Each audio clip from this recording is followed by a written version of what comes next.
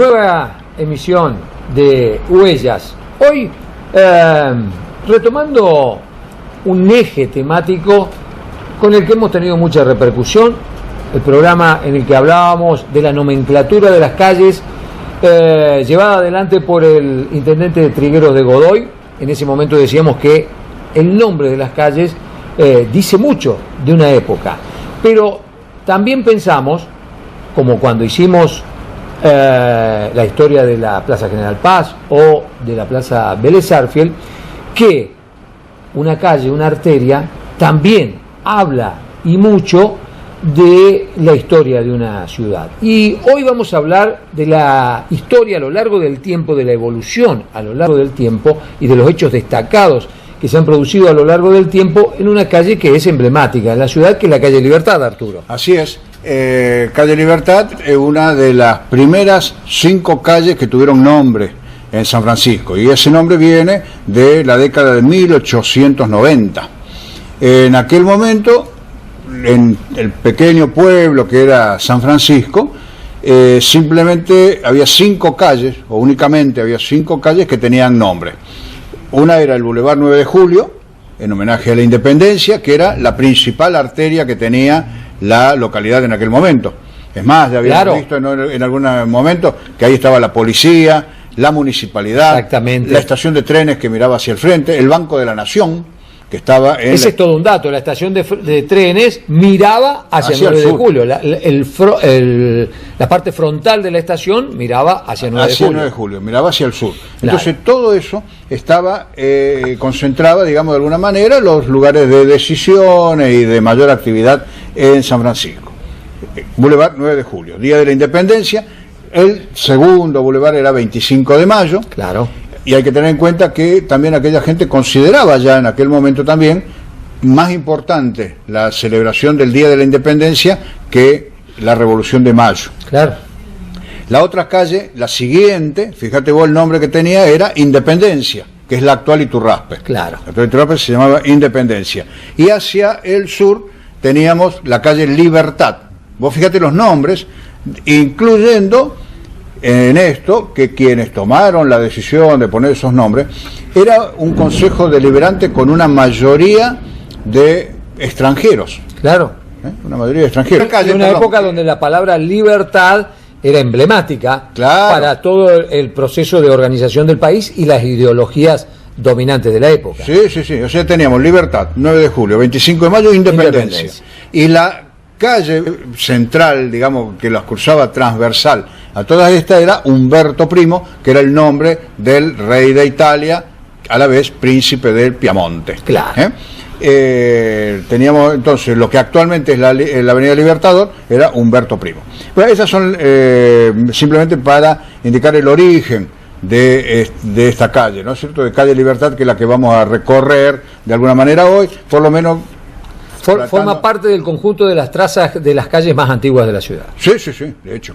Y aparte, vamos a ver simplemente algunas cuestiones institucionales y algunos hechos que ocurrieron en el lugar, pero hay vecinos que deben recordar y conocer muchísimos otros casos, ¿no es cierto?, y cosas que ocurrieron en esa calle.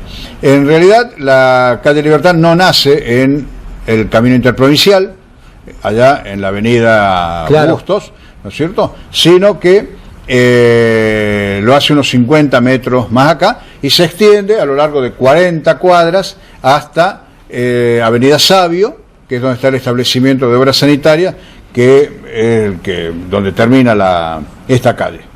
Y tiene una breve interrupción en el barrio Dos Hermanos, entre el barrio Dos Hermanos y el barrio Chalet, por la instalación también de la sociedad rural. Exacto. Y luego continúa. Bien. Esta calle nace un poco antes de la intersección de Libertad con Drago, y lo primero que encontramos en el lugar es una plazoleta. Claro. Es una plazoleta, que es un homenaje a un vecino de Barrio Sarmiento que se llamaba Felipe Palmisano. Felipe Palmisano fue una persona múltiple, digamos, dentro de nuestra sociedad, porque fue imprentero, fue sastre, llegó a tener un cine en el barrio Sarmiento, un cine que se llamaba San Martín, allá por la década del 30, y una persona que era padre de una familia numerosa, que trabajaron siempre todos allá en la zona de barrio Sarmiento, Y tuvo algunas otras iniciativas luego vecinales también, así que allá para el año del centenario de San Francisco se le puso su nombre a esa pequeña plazoleta que está en la intersección de Drago, 9 de julio, claro, y Libertad. Exactamente. Pero el hecho curioso también que tenemos es que en esa misma esquina de Drago y Libertad se produjo en el año 1935 el primer accidente aéreo de San Francisco. ¿Un accidente aéreo? El primer accidente aéreo de San Francisco ocurrió ahí, el 16 de noviembre del año 35. El tema surge porque en las inmediaciones estaba el establecimiento, la fábrica de los hermanos Pucci. Claro, que eran aviadores, claro. Eran aviadores también, o sea, Santiago Pucci se lo considera el pionero, el impulsor de la aviación local. Exacto. Él tenía la pista en Frontera, pero fue también el iniciador del Aeroclub de San Francisco, que comienza en el año 32, precisamente el Aeroclub de San Francisco, pero su pista estaba allá, exactamente en el sector donde está ahora el polideportivo de Frontera. Entonces alguien estaba intentando llegar o salía del aeropuerto. Llegaba, volvía, que era Vicente Pucci, el hermano. Ah, era de la familia Pucci. Era el hermano menor de Santiago. Era un muchacho de 22 años, ¿no es cierto?, que poco antes había obtenido el brevet de piloto. Esta gente en realidad ellos eran de María Juana, no eran de San Francisco, pero se instalan en la zona de Frontera para poner su empresa. Y en un retorno a la tarde con su avión hacia la pista, que estaba ahí apenas 300 metros, 400, claro, ya prácticamente llegando, por alguna circunstancia que no se investigó en el momento, el avión cae, ¿no es cierto?, a tierra en esa esquina, y ahí Vicente Pucci murió. Muere, toda una tragedia, claro, ¿no es cierto?, regional, un golpe muy fuerte para los aeronautas que teníamos en San Francisco, y bueno, entonces precisamente luego Vicente es sepultado en María Juana, que es su lugar de origen, y su hermano Santiago construye al lado de la pista, y todavía perdura, un monolito con un cóndor, claro, en la parte de arriba, en homenaje a su hermano Vicente. Eso todavía al día de hoy se puede ver y está bien en las instalaciones del Polideportivo de Frontera. Bien, avanzando un poco más hacia el oeste, sí, ya encontramos también el Club Estudiantes Sport. Claro. Estudiantes Sport fue un gran club. ¿Todavía vigente? Sí, está vigente, simplemente que hoy es algo más reducido y claro, dedicado a la práctica de bochas, es para los bochófilos, y tiene ahí también un comedor, un sitio de reunión social, pero en la década del 50 y del 60 fue muy fuerte como protagonista en la Liga Amateur de Fútbol, un equipo, ¿no es cierto?, de los que había que tenerlo en cuenta en todos los campeonatos. Incluso tenía su propia cancha, no era su propia cancha, tenía su cancha en lo que es actualmente las instalaciones del Club San Isidro en Boulevard 9 de Septiembre, claro, que ya eran de San Isidro en aquella época. Y Estudiantes tuvo en San Francisco, allá en la avenida 9 de Septiembre, la primera cancha de fútbol con iluminación para jugar de noche, mucho antes que Sportivo Belgrano. Mira, que fíjate vos la importancia que tenía el club en el barrio y en la ciudad. En la ciudad. Y no tenía cancha propia, pero fue la primera cancha iluminada, no tenía sede propia, así que antes de tener este lugar que estamos mencionando ahora, las reuniones se hacían en un bar que estaba en la esquina de 1 de Mayo y Libertad, por supuesto, que se llamaba Estudiantes, claro, que tuvo numerosos dueños. Ese local del bar Estudiantes permanece en pie, le hicieron algunas modificaciones, hay un culto evangélico ahora en el lugar.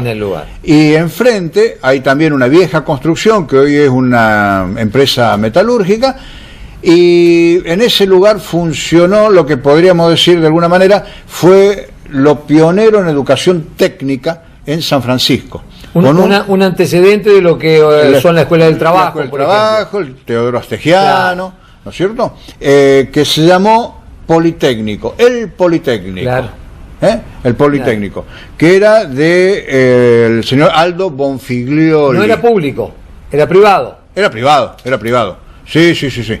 Particulares le llamaban. Particular. O sea, las escuelas Escuelas particulares. Claro, eran escuelas particulares le llamaban. Así que bueno, ahí tuvo de alguna manera el comienzo de la educación técnica de San Francisco, en ese mismo edificio, modificado al día de hoy, Claro. pero el mismo edificio. Y lo último, ya para ver, de esa misma esquina, ahí, de acuerdo a Alfredo Silva, viejo dibujante de San Francisco, lamentablemente ya fallecido también, pero que dejó muchos testimonios de historia de San Francisco, particularmente allá en el año 86, para el centenario, mucho con viñetas, con dibujos que él hacía, tomando textos históricos, y así reflejaba estas cuestiones de historia de San Francisco. Según él, ahí se produjo el último duelo criollo en San Francisco. Con Facón. Con Facón, ¿no es cierto? Con Facón, o sea, el último Facón duelo y criollo, Poncho. Claro, pero fíjate vos que fue un duelo criollo entre dos personas que se enfrentaron a puñales. Uno era el Chajá Pereira. Chajá Pereira fue un personaje que tuvimos en San Francisco, un hombre que después se dedicó al comercio, en fin, pero se lo conocía con ese apodo. Y otra persona, otro hombre de apellido Suárez. Y a Suárez muere en ese enfrentamiento, pero no porque lo mató Pereira, sino que un tercero lo valió. Intervino un tercero que le disparó fue un duelo Suárez con un muerto. con un muerto. Pero no murió por el duelo, murió Por el porque duelo, lo mató sino por un la tercero, intervención de un tercero, que y después se escapó. no con Facón, sino con un arma. Claro, un arma de fuego. Eso ocurrió en esa esquina.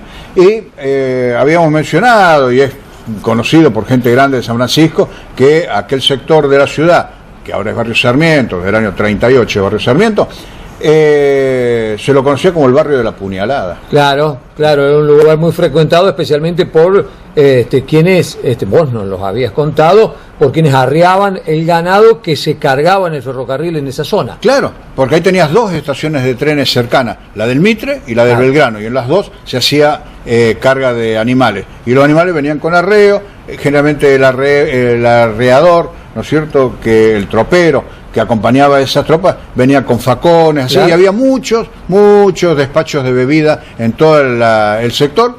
Entonces, terminada la faena de ellos, iban a tomar algo y ahí algunos se discutían. No es que siempre hubo muertos ni que llegaron a enfrentamientos, pero siempre estaba la amenaza del puñal. Del saque. Claro, siempre estaba la amenaza esa, ¿no es cierto?, de que cuando discutían algo, ya como que... Y después intervenían otros que calmaban la situación. Pero eso era frecuente. Es más, en las inmediaciones, sobre lo que ahora es Boulevard 9 de Julio y Santa Fe, había una curtiembre.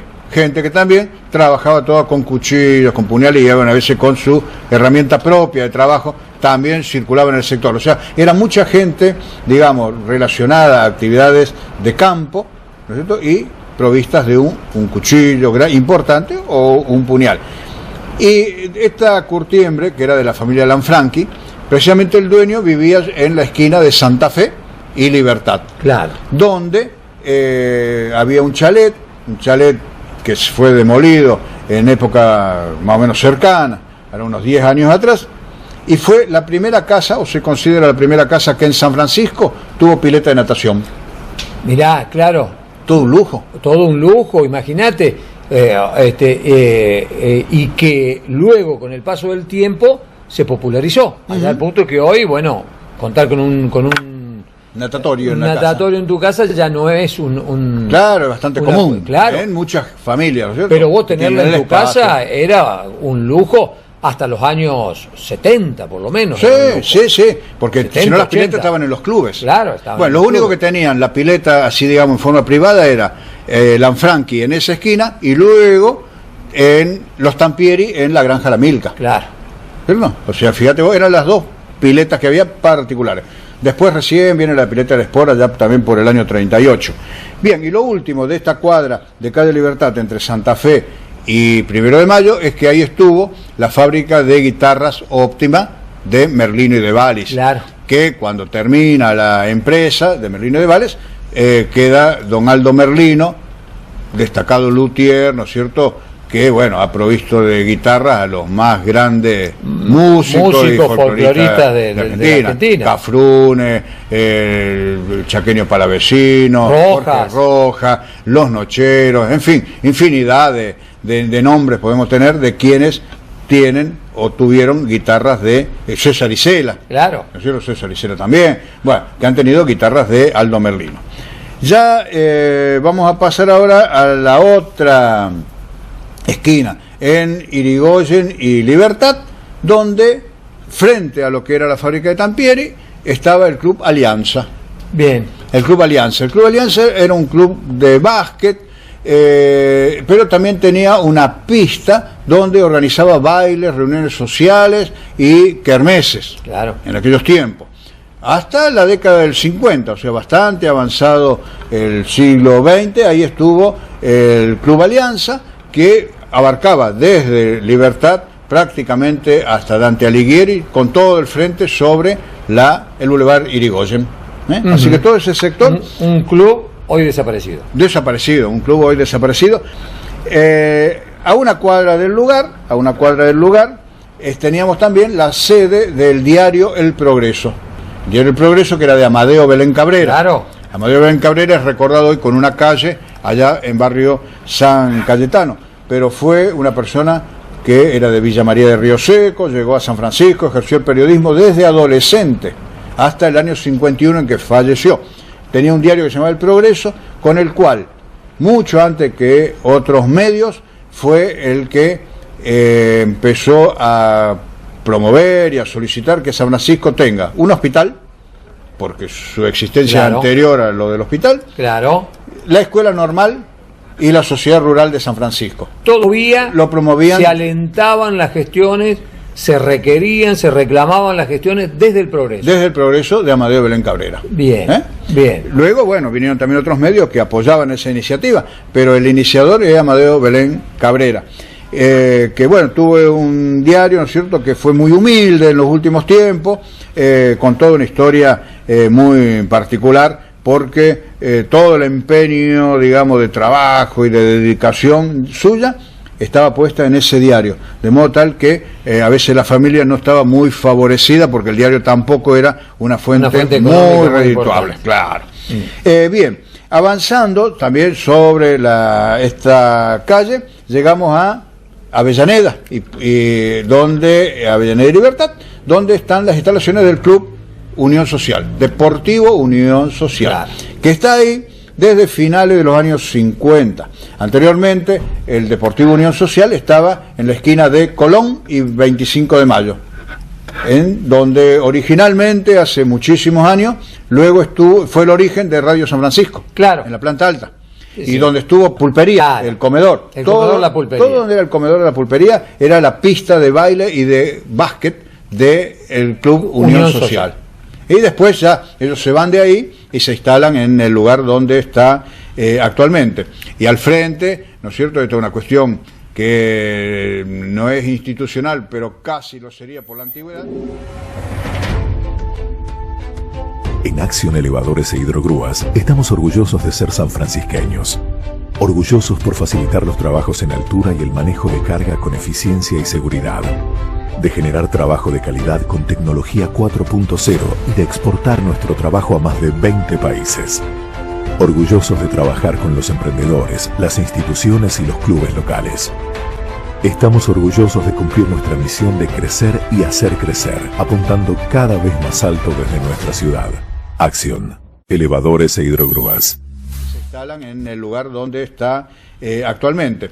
Y al frente, ¿no es cierto?, esta es una cuestión que no es institucional, pero casi lo sería por la antigüedad, está el estudio fotográfico más antiguo que tiene San Francisco y en vigencia, que es el de Roacenda. Los amigos Roacenda, claro. Exactamente, que ahora continúan, ya son los nietos del fundador en aquella época. No es el primer estudio fotográfico de San Francisco. No, pero es el más antiguo vigente. Pero el más antiguo vigente.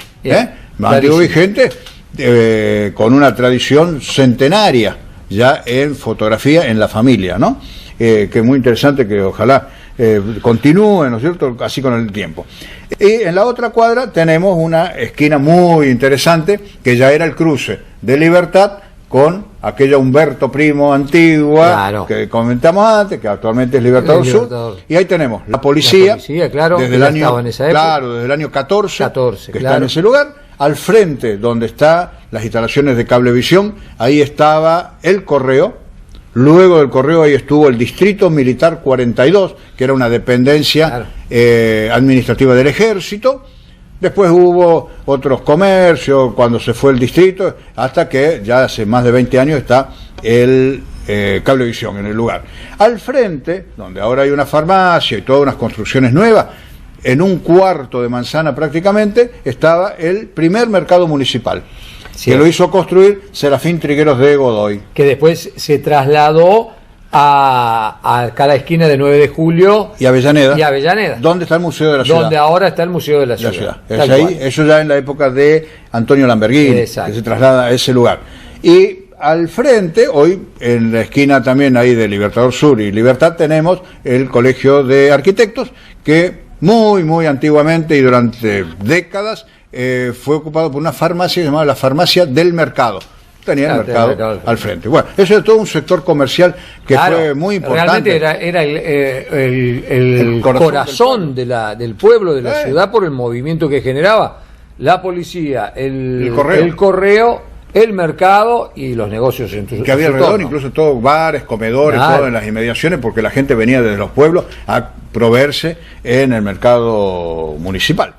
Bien, en la otra esquina ya en Rivadavia y Libertad, tenemos donde hay ahora un edificio en torre, que fue el sitio que nosotros habíamos mencionado en una oportunidad, que ahí había una casa construida por Domingo Zanardi, el constructor Domingo Zanardi, que era la casa de la familia Fassi, que era una casa vistosa, pero no de líneas muy extrañas, pero que era una casa bonita, sí, y que todos decían que era la casa linda, y que el propio Fassi, el doctor Fassi que vivía en el lugar, él se identificaba como había mucho Fassi. Claro, el de la casa linda. Él era el de la casa linda. O sea, cuando iba, ya lo habíamos comentado en una oportunidad, porque fue un relato que nos había hecho la arquitecta Aurora Bruno, ¿no es cierto?, que cuando él iba a algún lado y se presentaba, y si no lo conocían bien, él decía que él era Fassi, el de la Casa Linda.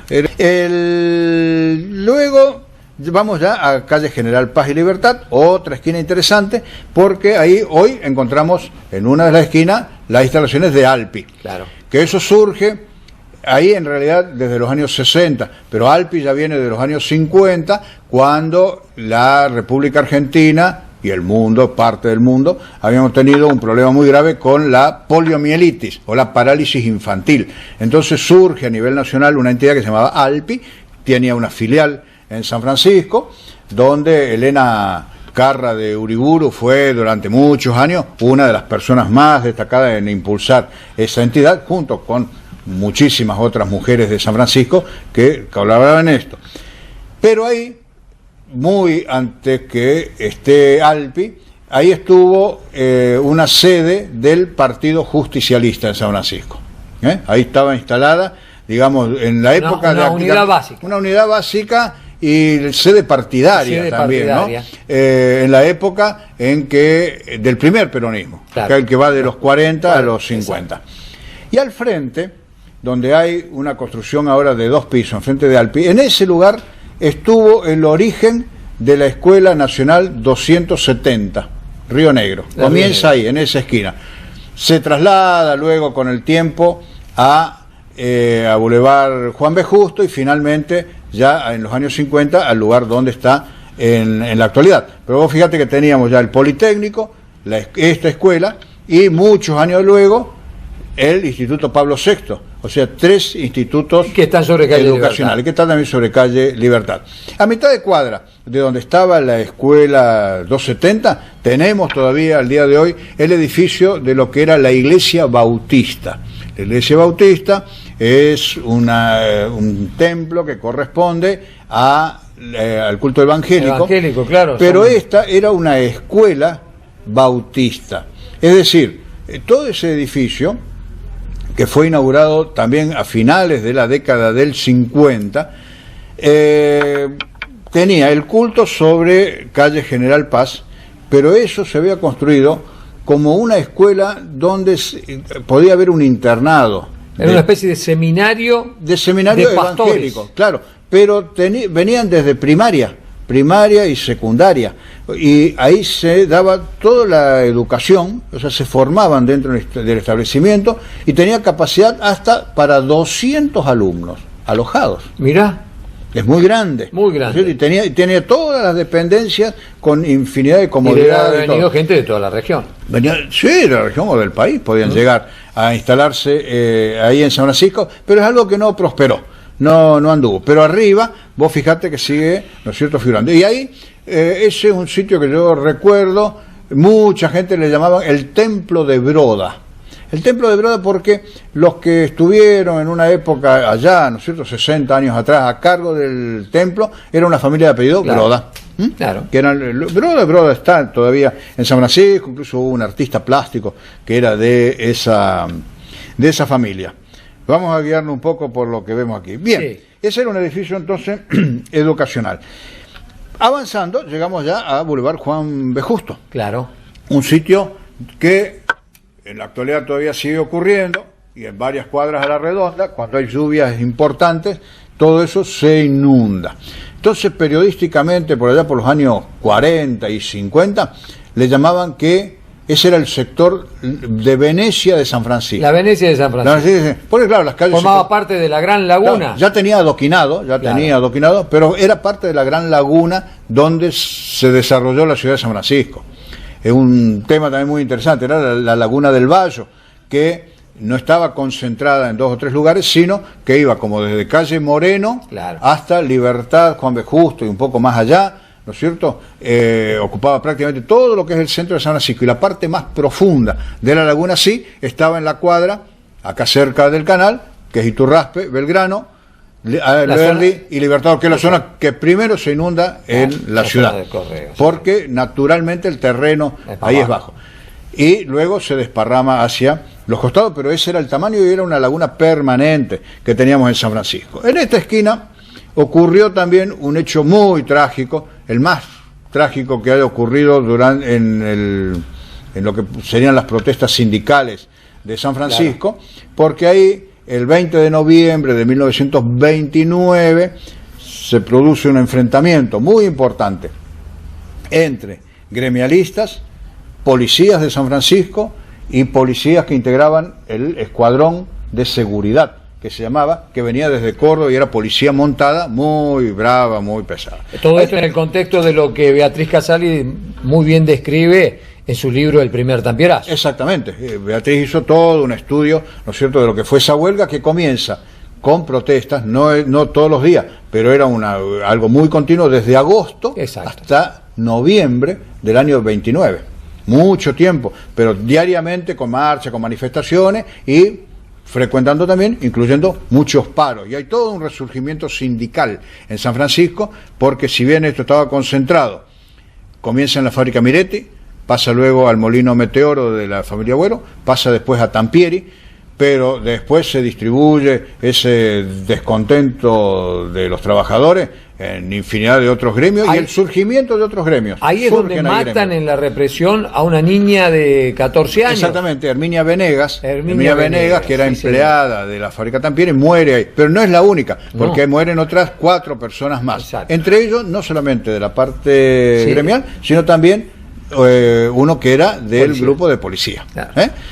Fallecen en ese establecimiento. Y precisamente para recordar a Herminia Venegas, que era esta chica de 14 años que era obrera de Tampieri y estaba manifestando ahí, hay una calle en Brisas del Sur, bien al sur de la ciudad, que son varias calles con nombres de mujeres, entre ellos Herminia Venegas tiene una calle que la recuerda por este hecho trágico que ocurrió también sobre lo que es calle Libertad.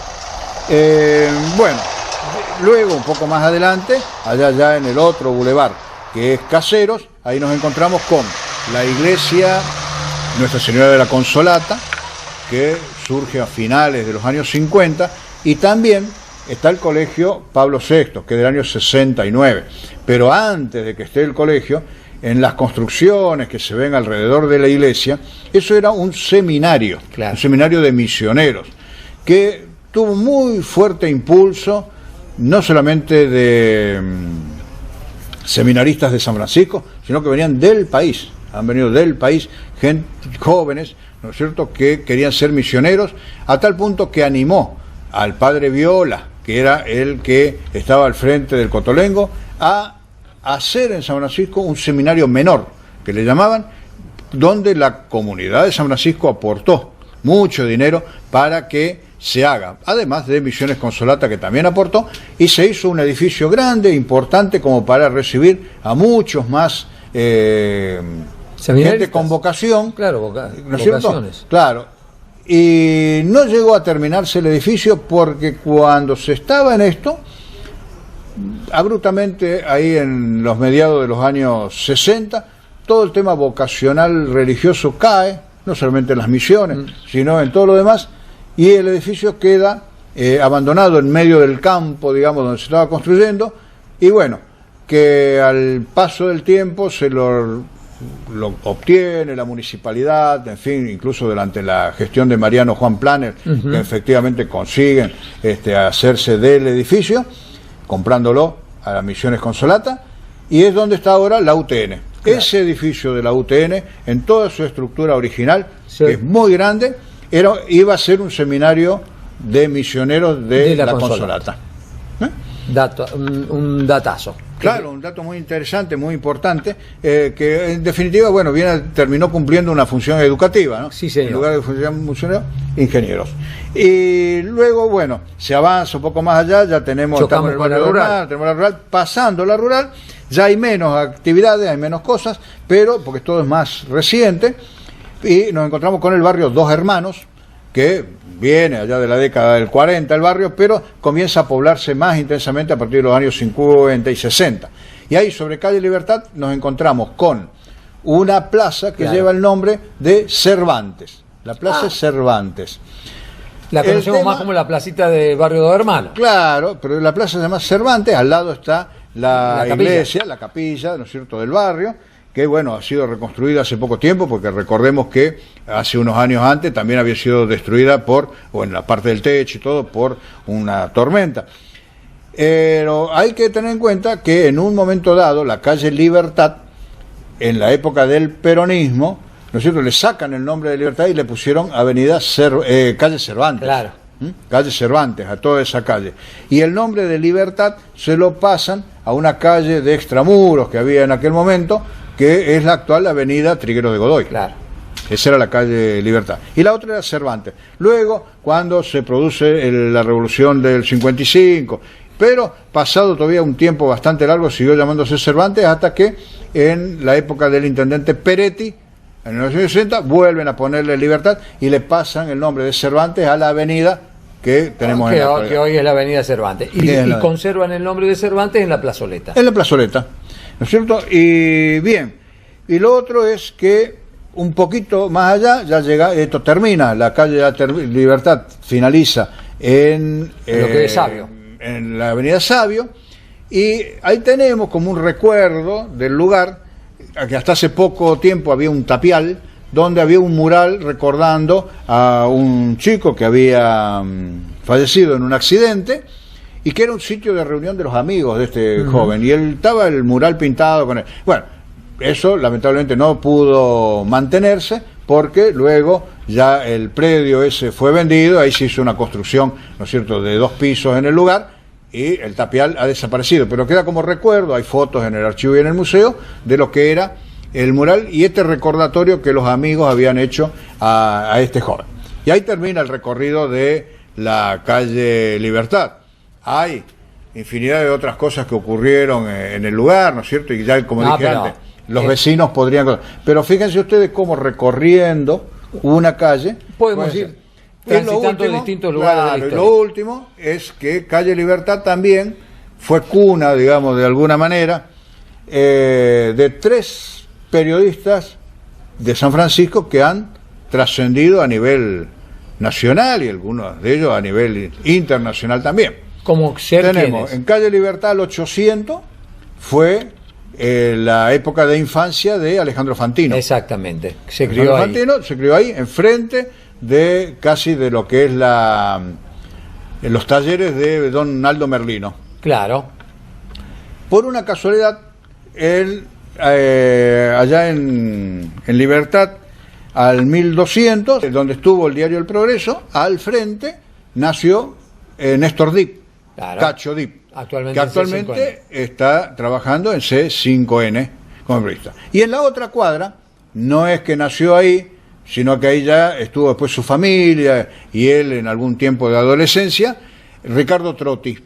Ricardo Trotti, en realidad la familia viene desde Josefina, estuvieron instalados acá en San Francisco con un bar en Iturraspe y Perú, ahí pasa la infancia en realidad, pero después la familia termina también viviendo en calle Libertad al 1300 y Ricardo Trotti es un periodista que de San Francisco va a Córdoba, de Córdoba estuvo trabajando un tiempo en el diario El Liberal de Santiago del Estero y actualmente desde hace muchos años es residente en Miami, miembro de la Sociedad Interamericana de Prensa. Cargo muy importante. Cargo muy importante en el tema de libertad de prensa precisamente y como periodista también del diario Miami Herald. Sí, seguramente Bueno, uno de los periodistas más importantes, o sea, que más trascendió. Que además ha trascendido y que bueno, es de Josefina, de San Francisco y de acá. Impresionante, Arturo. Bueno, un recorrido de la calle Libertad que nos permitió transitar distintos momentos de la historia de San Francisco y conocer un poco más los íconos edilicios que hubo y que hay todavía en la actualidad. Esta idea de ir recorriendo calles, la verdad que es bien interesante y ya ha dejado planteada Arturo algunas para el futuro. Por ahora esperamos que les haya gustado el programa y nos reencontramos en una próxima emisión de Huellas. Macoser, para sus productos Singer y Florencia, presentó con exclusividad este programa de difusión educativa y cultural.